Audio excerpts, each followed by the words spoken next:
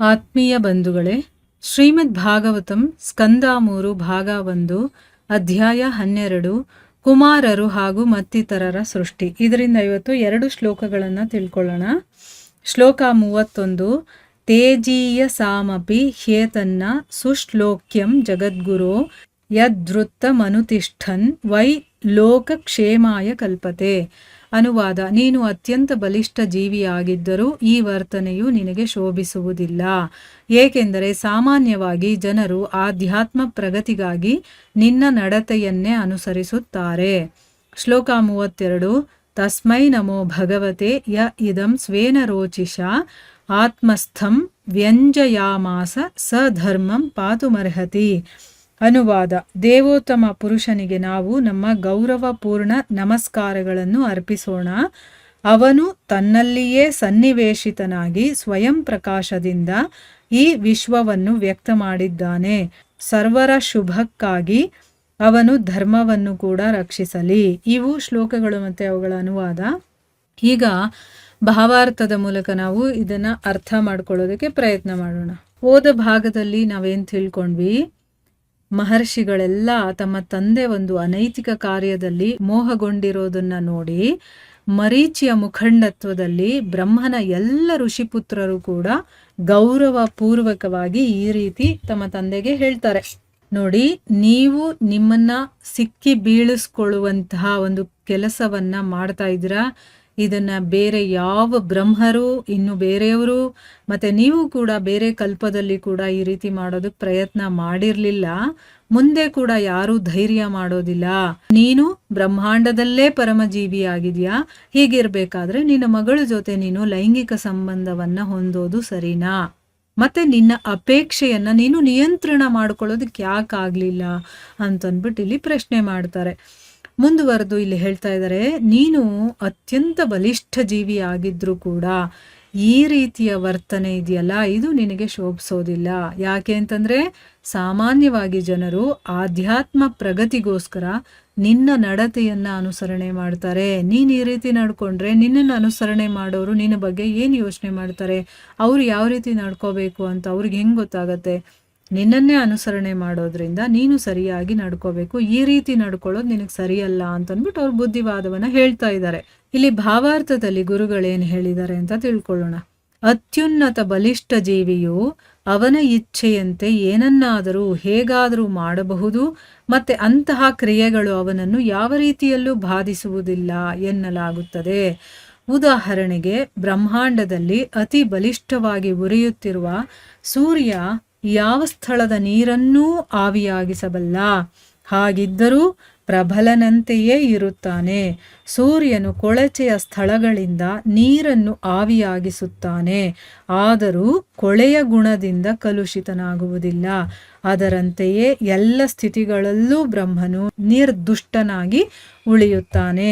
ಬ್ರಹ್ಮನು ಎಲ್ಲ ಜೀವಿಗಳ ಗುರುವಾಗಿದ್ದಾನೆ.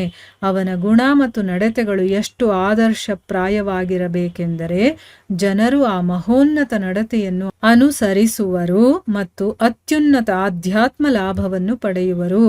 ಆದ್ದರಿಂದ ಅವನು ಹಾಗೆ ವರ್ತಿಸಬಾರದಾಗಿತ್ತು. ಇಲ್ಲಿ ಗುರುಗಳೇನು ಹೇಳ್ತಾ ಇದ್ದಾರೆ? ಅತ್ಯುನ್ನತ ಬಲಿಷ್ಠ ಜೀವಿ ಯಾರಾಗಿದ್ರೂ ಸರಿ, ಅವನಿಗೇನು ಅನ್ಸುತ್ತೋ ಹೇಗನ್ಸುತ್ತೋ ಆ ರೀತಿಯೆಲ್ಲ ಮಾಡಬಹುದು. ಅಂತಹ ಕೆಲಸಗಳು ಅವನನ್ನ ಯಾವ ರೀತಿಯಲ್ಲೂ ಕೂಡ ಬಾಧಿಸೋದಿಲ್ಲ ಅಂತ ಹೇಳ್ತಾರೆ. ಉದಾಹರಣೆಯನ್ನು ಕೊಡ್ತಾ ಇದ್ದಾರೆ ಇಲ್ಲಿ ಗುರುಗಳು.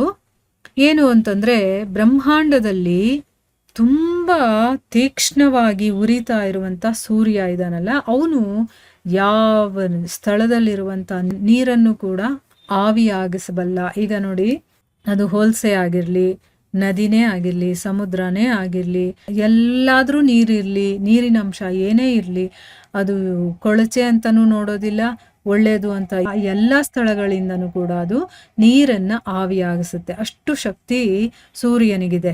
ಹಾಗಿದ್ರೂ ಕೂಡ ಈಗ ಕೊಳಚೆಯಿಂದ ಅಥವಾ ಗಲೀಜಿಂದ ಅದು ನೀರನ್ನ ಆವಿ ಮಾಡ್ಕೊಂಡ್ಬಿಡ್ತು ಅಂತ ಅವನ ಶಕ್ತಿ ಏನಾದ್ರೂ ಕಡಿಮೆ ಆಗೋಗಿದ್ಯಾ? ಇಲ್ಲ, ಅವನಿನ್ನೂ ಪ್ರಬಲನ ಹಾಗೆ ಇದ್ದಾನೆ, ಅವನು ಶಕ್ತಿವಂತನಾಗೇ ಇರ್ತಾನೆ. ಸೂರ್ಯ ಕೊಳಚೆ ಇರುವಂತಹ ಸ್ಥಳಗಳಿಂದನೂ ಆವಿ ಮಾಡ್ತಾನೆ ನೀರನ್ನ, ಆದ್ರೂ ಕೂಡ ಅವನು ಕೊಳೆಯ ಗುಣಗಳಿಂದ ಕಲುಷಿತನಾಗೋದಿಲ್ಲ. ಅವನಿಗೇನಾದ್ರೂ ಕೊಳೆ ಅಂಟ್ಕೊಂಡ್ಬಿಡುತ್ತಾ? ಇಲ್ಲ. ಅದೇ ರೀತಿ ಎಲ್ಲ ಸ್ಥಿತಿಗಳಲ್ಲೂ ಕೂಡ ಬ್ರಹ್ಮ ನಿರ್ದುಷ್ಟನಾಗೇ ಉಳಿತಾನೆ. ಅವನಿಗೇನು ತೊಂದರೆ ಆಗೋದಿಲ್ಲ. ಅವನೇನು ಕೆಳಮಟ್ಟಕ್ಕೆ ಹೋಗ್ಬಿಡೋದಿಲ್ಲ, ಅಥವಾ ಅವನಿಗೇನಾದ್ರೂ ತಗಲು ಬಿಡುತ್ತೆ, ಅಥವಾ ನಾವೇನಾದ್ರೂ ಕೆಟ್ಟದ್ ಮಾಡಿದಾಗ ನಮಗೇನಾದ್ರೂ ಒಂದು ಅದ್ರ ಪ್ರತಿಫಲ ಬರುತ್ತಲ್ಲ, ಆ ರೀತಿ ಎಲ್ಲ ಅವನಿಗೇನು ಆಗೋದಿಲ್ಲ. ಅವನು ನಿರ್ದುಷ್ಟನಾಗೇ ಉಳಿತಾನೆ. ಆದ್ರೆ ಇಲ್ಲಿ ಬ್ರಹ್ಮ ಎಲ್ಲ ಜೀವಿಗಳಿಗೆ ಗುರುವಾಗಿದ್ದಾನೆ. ಅವನು ಯಾವ ಪೊಸಿಷನ್ ಅಲ್ಲಿ ಇದ್ದಾನೆ ಅದನ್ನ ನೋಡಬೇಕು. ಯಾಕೆ ಅಂತಂದ್ರೆ ಭಗವಂತನಿಂದ ಅವನು ಜ್ಞಾನವನ್ನ ಪಡ್ಕೊಂಡು ನಮಗವನು ಉಪದೇಶ ಮಾಡುವಂತ ಒಂದು ಪೊಸಿಷನ್ ಅಲ್ಲಿ ಇದ್ದಾನೆ. ಅವನ ಗುಣ ನಡತೆ ಎಷ್ಟು ಆದರ್ಶವಾಗಿರಬೇಕು ಅಂತಂದ್ರೆ ಜನರು ಅವನನ್ನು ಅನುಸರಣೆ ಮಾಡ್ತಾರಲ್ವ ಮುಂದೆ. ಯಾಕೆ ಅಂತಂದ್ರೆ ಅವನೇ ನಮ್ಮನ್ನ ಹುಟ್ಟಿಸಿರೋದು, ಅವನೇ ನಮಗೆ ತಿಳುವಳಿಕೆಯನ್ನ ಕೊಡೋದು, ಅವನಿಂದನೇ ನಾವು ಇದನ್ನೆಲ್ಲ ಕಲಿಯೋದ್ರಿಂದ ಎಲ್ಲರೂ ಅವನನ್ನ ತುಂಬಾ ಜನ ಅನುಸರಣೆ ಮಾಡುವಂಥವ್ರು ಇರ್ತಾರೆ. ಆದ್ರಿಂದ ಆ ನಡತೆ ಗುಣ ಹೇಗಿರಬೇಕು ಅಂತಂದ್ರೆ ಬೇರೆಯವರು ಅದನ್ನ ಅನುಸರಣೆ ಮಾಡಿ ನಾವು ಆಧ್ಯಾತ್ಮಿಕದ ಲಾಭವನ್ನ ಪಡ್ಕೋಬೇಕು. ಆ ರೀತಿ ಇರ್ಬೇಕಲ್ವಾ. ಅದಕ್ಕೋಸ್ಕರ ಅವನು ಆ ರೀತಿ ವರ್ತನೆ ಮಾಡಬಾರ್ದಾಗಿತ್ತು ಅಂತಂದ್ಬಿಟ್ಟು ಗುರುಗಳು ಹೇಳ್ತಾ ಇದ್ದಾರೆ. ಅಂದ್ರೆ ಇಲ್ಲಿ ಬ್ರಹ್ಮನಿಗೆ ತನ್ನ ಮಕ್ಕಳು ಹೇಳ್ತಾ ಇರೋದು, ಋಷಿಗಳು, ಈ ರೀತಿ ನೀವು ಮಾಡಬಾರ್ದಾಗಿತ್ತು. ಯಾಕೆ ಅಂತಂದ್ರೆ ನಿಮ್ಮನ್ನ ಅನುಸರಣೆ ಮಾಡುವಂಥವ್ರು ತುಂಬಾ ಜನ ಇದ್ದಾರೆ ಅಂತಂದ್ಬಿಟ್ಟು ಹೇಳ್ತಾ ಇದ್ದಾರೆ. ಇನ್ನು ಮುಂದಿನ ಶ್ಲೋಕದಲ್ಲಿ ಹೇಳ್ತಾರೆ, ದೇವೋತ್ತಮ ಪರಮ ಪುರುಷನಿಗೆ ನಾವು ನಮ್ಮ ಗೌರವ ಪೂರ್ಣ ನಮಸ್ಕಾರಗಳನ್ನು ಅರ್ಪಿಸೋಣ. ಯಾಕೆ ಅಂತಂದ್ರೆ ನಮ್ಮ ತಂದೆಗೆ ಎಷ್ಟು ಹೇಳಬೇಕು ಹೇಳಿದೀವಿ, ಅವರು ಅರ್ಥ ಮಾಡ್ಕೊಳ್ತಾ ಇಲ್ಲ ಅಂತಂದ್ರೆ ಅದು ಅವ್ರ ಇಷ್ಟ ಅಲ್ವಾ. ಅದಕ್ಕೋಸ್ಕರ ಇಲ್ಲಿ ಯಾಕೆಂದ್ರೆ ಅವ್ರು ಮಾಡಿರೋದಕ್ಕೂ ಏನೋ ಒಂದು ರೀಸನ್ ಇರುತ್ತೆ ಅಂತ ಇವ್ರಿಗೆ ಗೊತ್ತು, ಆದ್ರೆ ಜನಗಳಿಗೆ ಗೊತ್ತಾಗ್ಬೇಕಲ್ಲ.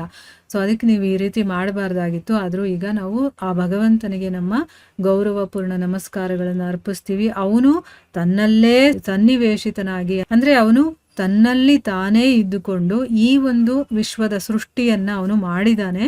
ಎಲ್ಲರ ಒಳ್ಳಿತಿಗೋಸ್ಕರ ಅವನು ಧರ್ಮವನ್ನು ಕೂಡ ರಕ್ಷಣೆ ಮಾಡಲಿ. ಯಾಕೆಂದ್ರೆ ನಮಗ್ ಗೊತ್ತಿರೋದನ್ನ ನಾವು ಹೇಳಿದೀವಿ, ಇನ್ನು ಮುಂದೆ ಭಗವಂತನಿಗೆ ಬಿಟ್ಟಿರೋದು, ಅವನು ಸೃಷ್ಟಿ ಮಾಡಿರುವಂಥದ್ದು. ಅವನೇ ಈ ಧರ್ಮವನ್ನ, ಅವನೇ ಎಲ್ಲರ ಒಳಿತಿಗೋಸ್ಕರ ಧರ್ಮವನ್ನ ರಕ್ಷಣೆ ಮಾಡಲಿ ಅಂತಂದ್ಬಿಟ್ಟು ಅವ್ರು ಹೇಳ್ತಾರೆ. ಈಗ ಭಾವಾರ್ಥದಲ್ಲಿ ಇದರ ಬಗ್ಗೆ ಗುರುಗಳೇನು ಹೇಳಿದ್ದಾರೆ ಅಂತ ತಿಳ್ಕೊಳ್ಳೋಣ. ಲೈಂಗಿಕ ಸಂಭೋಗದ ಅತ್ಯಾಶೆಯು ಎಷ್ಟು ಬಲಿಷ್ಠವಾದುದೆಂದರೆ ಮರೀಚಿಯಂತಹ ಅವನ ಶ್ರೇಷ್ಠ ಪುತ್ರರು ಬೇಡಿಕೊಂಡಾಗಲೂ ಕೂಡ ಬ್ರಹ್ಮನು ತನ್ನ ನಿರ್ಧಾರವನ್ನು ಬದಲಾಯಿಸಲಿಲ್ಲವೆಂದು ತೋರುತ್ತದೆ. ಆದ್ದರಿಂದ ಬ್ರಹ್ಮನ ವಿವೇಕಕ್ಕಾಗಿ ಆ ಶ್ರೇಷ್ಠ ಪುತ್ರರು ಪರಮಪ್ರಭುವನ್ನು ಪ್ರಾರ್ಥಿಸತೊಡಗುತ್ತಾರೆ. ಪರಮಪ್ರಭುವಿನ ಅನುಗ್ರಹದಿಂದ ಮಾತ್ರ ಭೌತಿಕ ಕಾಮೇಚ್ಛೆಗಳ ಸೆಳೆತದಿಂದ ರಕ್ಷಿತನಾಗಬಹುದು. ಸದಾ ಅವನ ಭಕ್ತಿ ಸೇವೆಯಲ್ಲಿ ನಿರತರಾದ ಭಕ್ತರಿಗೆ ಭಗವಂತನು ರಕ್ಷಣೆ ನೀಡುತ್ತಾನೆ. ಅವನ ಅವ್ಯಾಜ ಅನುಗ್ರಹದಿಂದ ಭಕ್ತನೊಬ್ಬನ ಆಕಸ್ಮಿಕ ಪತನವನ್ನೂ ಕ್ಷಮಿಸುತ್ತಾನೆ.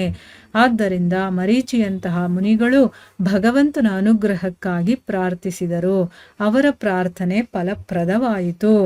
ಅಂದ್ರೆ ಇಲ್ಲಿ ಗುರುಗಳೇನು ಹೇಳ್ತಾ ಇದ್ದಾರೆ ಅಂತಂದ್ರೆ, ಈ ಲೈಂಗಿಕ ಸಂಭೋಗದ ಆಸೆ ಅನ್ನೋದಿದೆಯಲ್ಲ, ಅದು ಅತಿ ಆಸೆ. ಅದು ಎಷ್ಟು ಸ್ಟ್ರಾಂಗ್ ಆಗಿರುತ್ತೆ ಅಂತಂದ್ರೆ ಮರೀಚಿಯಂತಹ ಶ್ರೇಷ್ಠ ಪುತ್ರರು ಬೇಡ್ಕೊಂಡ್ರು ಕೂಡ ಬ್ರಹ್ಮ ತನ್ನ ನಿರ್ಧಾರವನ್ನ ಬದಲಾಯಿಸ್ಲಿಲ್ಲ ಅಂತ ಕಾಣಿಸುತ್ತೆ. ಯಾಕೆ ಅಂತಂದ್ರೆ ಇಲ್ಲಿ ಬ್ರಹ್ಮನಿಗೆ ಹೇಳಿದ ಮೇಲೆ ಅವರು ಭಗವಂತನಿಗೆ ಪ್ರಾರ್ಥನೆಯನ್ನ ಮಾಡ್ಕೊಳ್ತಾ ಇದಾರಲ್ವಾ, ಧರ್ಮವನ್ನ ಅವನೇ ಕಾಪಾಡ್ಲಿ ಭಗವಂತನೇ ಅಂತಂದ್ಬಿಟ್ಟು. ಸೊ ಅದಕ್ಕೆ ಇಲ್ಲಿ ಗುರುಗಳು ಹೇಳ್ತಾ ಇದಾರೆ, ಎಲ್ಲೋ ತನ್ನ ಮಕ್ಕಳು ಹೇಳಿದ ಮಾತನ್ನ ಬ್ರಹ್ಮ ಕೇಳಲಿಲ್ಲ ಅನ್ಸುತ್ತೆ.